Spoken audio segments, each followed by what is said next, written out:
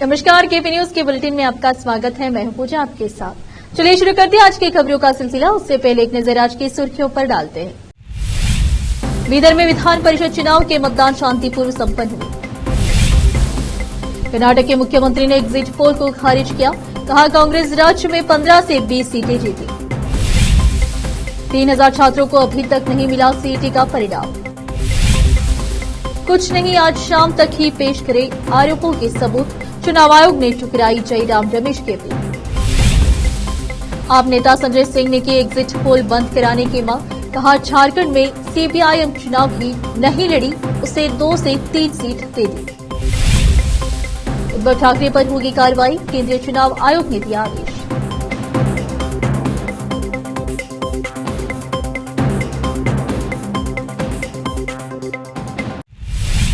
समाचारों का सिलसिला शुरू करते हुए देखते हैं समाचार विस्तार से। कर्नाटक में विधान परिषद चुनाव के मतदान आज सुबह शुरू हुए, जिसमें ग्रेजुएट्स ने अपने वोट का उपयोग किया। बीदर में विधान परिषद चुनाव के लिए बीदर जिलाधिकारी कार्यालय और तहसील कार्यालय में चुनाव केंद्र बनाए गए, जिसमें ग्रेजुएट्स वोटर्स ने अपने वोट का उपयोग। केंद्र के बाहर राजनीतिक पार्टियों के कार्यकर्ताओं ने मतदान की पर्चियां वितरित की। मतदाता अपने अपने वोट का उपयोग कर मतदान केंद्रों के बाहर कड़ी सुरक्षा आदि की व्यवस्था की गई थी। मतदान शांतिपूर्ण हुए। कर्नाटक के मुख्यमंत्री सिद्धरामैया ने कांग्रेस नेता राहुल गांधी के उस बयान से सहमति जताई, जिसमें उन्होंने एग्जिट पोल को प्रधानमंत्री नरेंद्र मोदी का मीडिया पोल बताया था। उन्होंने कहा कि पार्टी राज्य के 28 लोकसभा सीटों में से 15 से 20 सीट पर जीत हासिल करेगी। राहुल गांधी ने रविवार को एग्जिट पोल को मोदी मीडिया पोल करार दिया। शनिवार को आए एग्जिट पोल में अनुमान लगाया गया कि मोदी लगातार तीसरी बार सत्ता में बने रहेंगे तथा भाजपा नीति एनडीए को लोकसभा चुनाव में भारी बहुमत मिलने की उम्मीद है। उन्होंने कर्नाटक में भाजपा जेडीएस गठबंधन की जीत की भी भविष्यवाणी की है तथा सत्तारूढ़ कांग्रेस को किसी ने भी दोहरे अंक का आंकड़ा नहीं दिया है। सिद्धरामैया ने आज संवाददाताओं से कहा, राहुल गांधी पहले ही एग्जिट पोल पर प्रतिक्रिया दे चुके हैं। उन्होंने इसे नरेंद्र मोदी का मीडिया सर्वेक्षण बताया है। कर्नाटक में हम अधिक सीटें जीतेंगे, हम 15 से 20 सीटें जीतेंगे। बिना किसी पूर्व सूचना के कॉमन एंट्रेंस टेस्ट सीईटी के परिणाम घोषित होने के बाद कई छात्र और अभिभावक परेशान हो गए। कुछ छात्रों ने तो परिणाम न आने की भी शिकायत की है, जबकि कुछ ने जल्दबाजी में परिणाम जारी करने के प्रशासन के कदम पर सवाल उठाए हैं। कर्नाटक परीक्षा प्राधिकरण जेईई के नवनियुक्त कार्यकारी निदेशक एच प्रसन्ना ने रविवार को कहा, आदर्श आचार संहिता अभी भी प्रभावी होने के कारण हम परिणाम जारी करने से पहले प्रेस कॉन्फ्रेंस नहीं कर सके। हालांकि आगे चलकर ऐसा नहीं दोहराया जाएगा। उन्होंने यह भी कहा कि 3000 से अधिक छात्रों के परिणाम जारी नहीं किए गए, क्योंकि विसंगतियों के कारण सेकेंड पीयूसी परीक्षा के उनके अंक प्रदर्शित नहीं किए गए। कुछ छात्रों ने सीईटी परीक्षा के लिए आवेदन करते समय पीयूसी में दिए गए यूनिक नंबर को गलत दर्ज कर दिया था, जिसके कारण उनकी रैंक प्रकाशित नहीं की गई। उम्मीदवारों को अपने आवेदन में सुधार करने की अनुमति दी जाएगी और बाद में उनकी रैंक जारी की जाएगी। छात्र अपना सही विवरण केईए पोर्टल में दर्ज कर सकते हैं और जन्मतिथि का प्रमाण अपडेट कर सकते हैं, ताकि वे अपना सीईटी परिणाम प्राप्त कर सके। इस वर्ष कुल 3,10,314 छात्र सीईटी रैंक के लिए पात्र हैं। केईए ने कहा कि काउंसलिंग यूजी नीट के परिणामों के बाद ही शुरू होगी, जो 14 जून के बाद आने की उम्मीद है। प्रसन्ना ने इस बात पर जोर दिया कि इस वर्ष दस्तावेज सत्यापन प्रक्रिया को डिजिटल कर दिया गया है। विभिन्न कारकों पर विचार करने के बाद कांग्रेस ने 13 जून को होने वाले विधान परिषद चुनाव के लिए अपने 7 उम्मीदवारों का चयन किया है। इन उम्मीदवारों का चुनाव विधानसभा से होगा। इनमें मुख्यमंत्री सिद्धरामैया के पुत्र डॉक्टर यतीन्द्र राजनीतिक सचिव के गोविंद राजू और लघु सिंचाई मंत्री एनएस बोसराजू के नाम शामिल हैं। सूत्रों के अनुसार एआईसीसी अध्यक्ष मल्लिकार्जुन खड़गे और सिद्धरामैया ने क्रमशः 3 और 2 उम्मीदवारों के चयन में अपनी बात रखी है। हालांकि सूत्रों ने बताया कि उप मुख्यमंत्री और केपीसीसी अध्यक्ष डीके शिवकुमार कुछ उम्मीदवारों, विशेषकर वोक्कलिगा समुदाय के हितों की रक्षा करने में असमर्थ रहे। यतीन्द्र को पिछले साल विधानसभा चुनाव से पहले वरुणा विधानसभा सीट अपने पिता को देने के लिए चुना गया है। सूत्रों ने बताया कि पार्टी हाईकमान, खासकर एआईसीसी महासचिव संगठन केसी वेणुगोपाल, जिन्होंने सिद्धरामैया को दूसरी बार मुख्यमंत्री बनाने में अहम भूमिका निभाई थी, उन्होंने भी यतीन्द्र को एमएलसी बनाने की प्रतिबद्धता जताई थी। रोकते समाचारों का सिलसिला एक ब्रेक के लिए, जल्द लौटते हैं ब्रेक के बाद।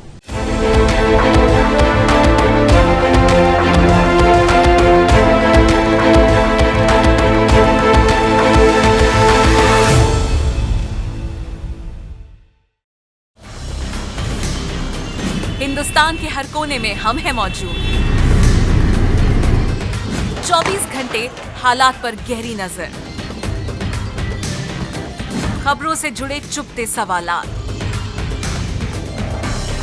और आपको दिखाता है धार्मिक, सामाजिक, राजनीतिक, लोकल और इंटरनेशनल न्यूज की सबसे बेहतर कवरेज,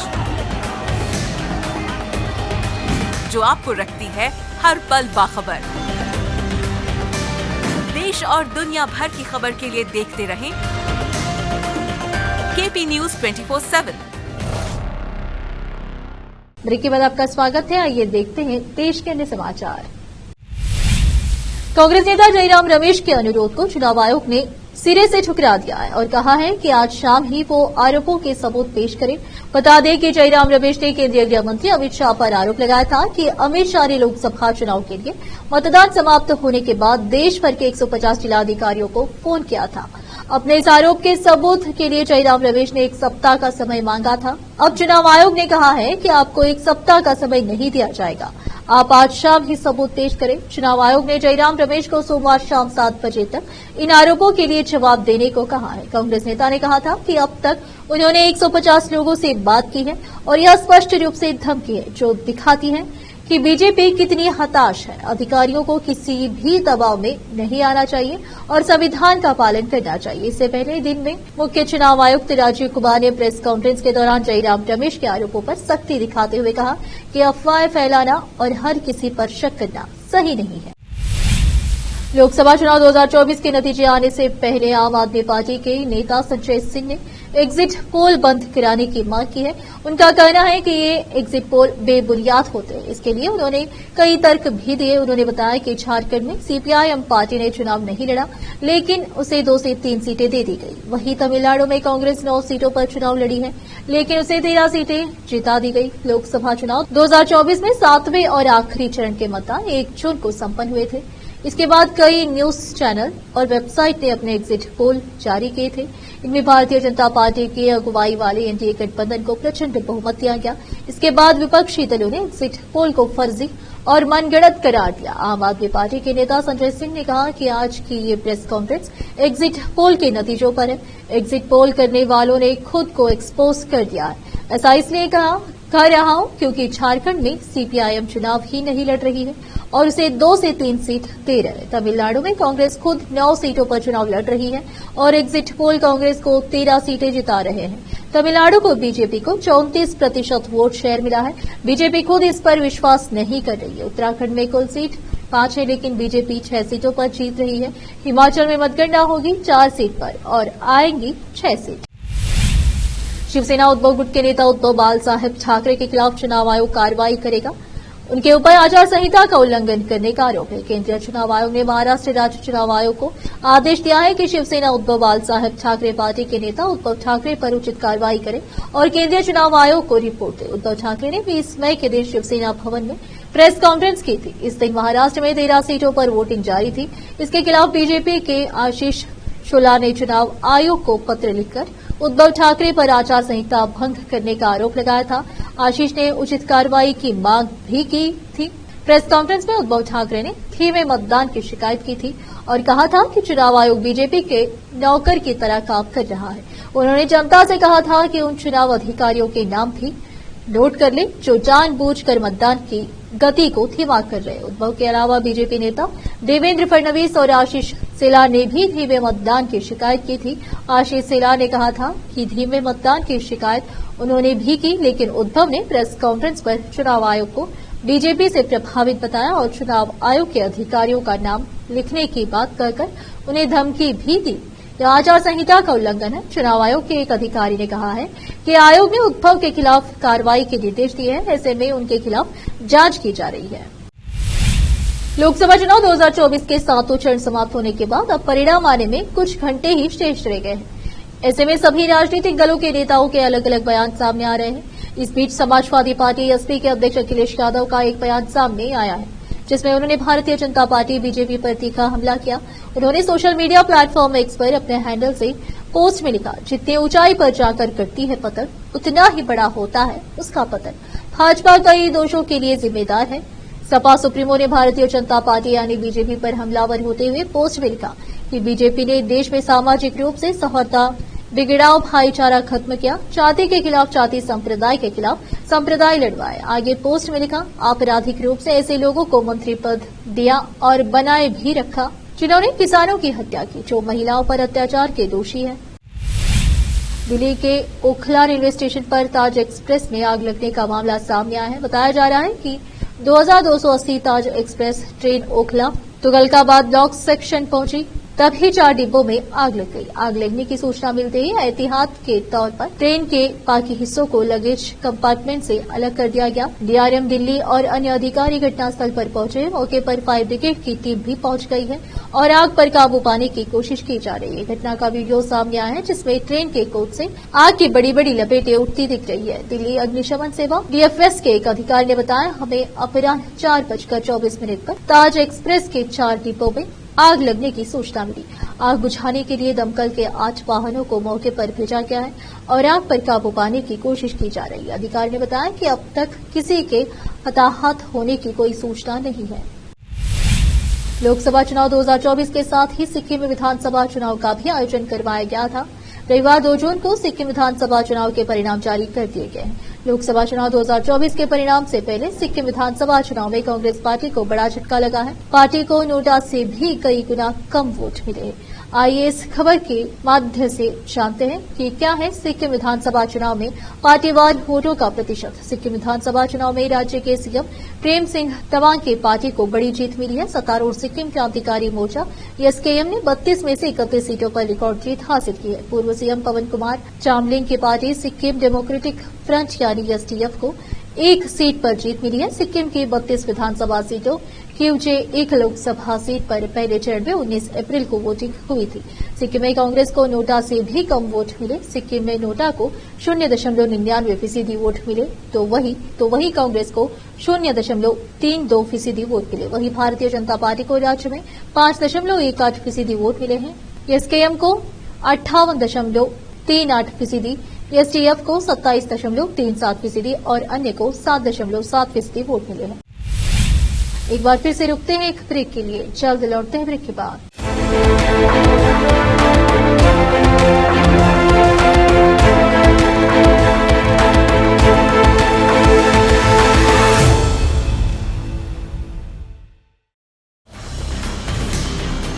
हिंदुस्तान के हर कोने में हम हैं मौजूद। 24 घंटे हालात पर गहरी नजर, खबरों से जुड़े चुपते सवालात और आपको दिखाता है धार्मिक, सामाजिक, राजनीतिक, लोकल और इंटरनेशनल न्यूज की सबसे बेहतर कवरेज जो आपको रखती है हर पल बाखबर। देश और दुनिया भर की खबर के लिए देखते रहें केपी न्यूज 24/7। ब्रेक के बाद आपका स्वागत है। आइए अब देखते हैं अंतर्राष्ट्रीय समाचार। एक तरफ जहां इजराइल और हमास के बीच जंग जारी है तो वहीं अब सीरिया के अलेप्पो शहर के आसपास सोमवार तड़के इजराइल की ओर से किए भीषण हवाई हमले किए गए हैं। इजराइल की तरफ से किए गए इन हवाई हमलों में कई लोग मारे गए हैं। सीरिया के सरकारी मीडिया ने यह दावा किया है कि सरकारी समाचार एजेंसी साना ने कहा है कि अलेप्पो के दक्षिण पूर्वी हिस्से में यहां हमले हुए हैं। हालांकि उसने मृतक संख्या नहीं बताई। एजेंसी ने कहा इस हमले में बड़े स्तर पर जान माल का नुकसान हुआ है। इजराइल ने अभी हमले की बात नहीं कबूली है। बता दें कि 2011 के बाद से इजरायली सेना ने सीरिया में कई हमले किए हैं। इन हमलों में खास तौर से सेना की चौकियों और ईरान समर्थित लड़ाकों को निशाना बनाया जाता रहा है। बीते साल 7 अक्टूबर को इजरायल में हमास के आतंकियों ने हमला किया था, जिसके बाद से इजरायल की तरफ से किए जा रहे हमलों में तेजी देखने को मिली है। श्रीलंका में भारी बारिश ने कहर बरपा रखा है। भारी बारिश के कारण आई बाढ़ की वजह से सोमवार को स्कूल बंद कर दिए गए। कई स्थानों पर भूस्खलन की घटनाएं भी हुई हैं। अधिकारियों ने इस बारे में जानकारी दी। उन्होंने बताया कि बाढ़ और बारिश संबंधी अन्य घटनाओं में कम से कम 10 लोगों की मौत हो गई और 6 अन्य लोग लापता है। शिक्षा मंत्रालय ने कहा कि स्कूलों को दोबारा खोलने को लेकर फैसला मौसम की स्थिति पर निर्भर करेगा। देश में रविवार से हुई मूसलाधार बारिश के कारण कई स्थानों पर भारी तबाही हुई है, जिसके चलते घरों, खेतों और सड़कों पर पानी भर गया है और अधिकारियों को एहतियात के तौर पर बिजली आपूर्ति रोकनी पड़ी है। आपदा प्रबंधन केंद्र के अनुसार रविवार को राजधानी कोलंबो और सुदूर रतनपुरा जिले में 6 लोगों की बहने और डूबने से मौत हो गई, जबकि पहाड़ों से मिट्टी कटकर मकानों पर गिरने से 3 अन्य लोगों की जान चली गई। पेड़ गिरने से एक व्यक्ति की मौत हुई। रविवार से 6 लोग लापता है। फिर से एक नजर सुर्खियों पर। बीदर में विधान परिषद चुनाव के मतदान शांतिपूर्व संपन्न हुए। कर्नाटक के मुख्यमंत्री ने एग्जिट पोल को खारिज किया। कहा, कांग्रेस राज्य में 15 से 20 सीटें जीती। 3000 छात्रों को अभी तक नहीं मिला सीईटी का परिणाम। कुछ नहीं, आज शाम तक ही पेश करे आरोपों के सबूत। चुनाव आयोग ने ठुकराई जयराम रमेश की अपील। आप नेता संजय सिंह ने की एग्जिट पोल बंद कराने की मांग। कहा, झारखंड में सीपीआईएम चुनाव ही नहीं लड़ी, उसे 2 से 3 सीट दे दी। उद्धव ठाकरे पर होगी कार्रवाई, केंद्रीय चुनाव आयोग ने दिया आदेश।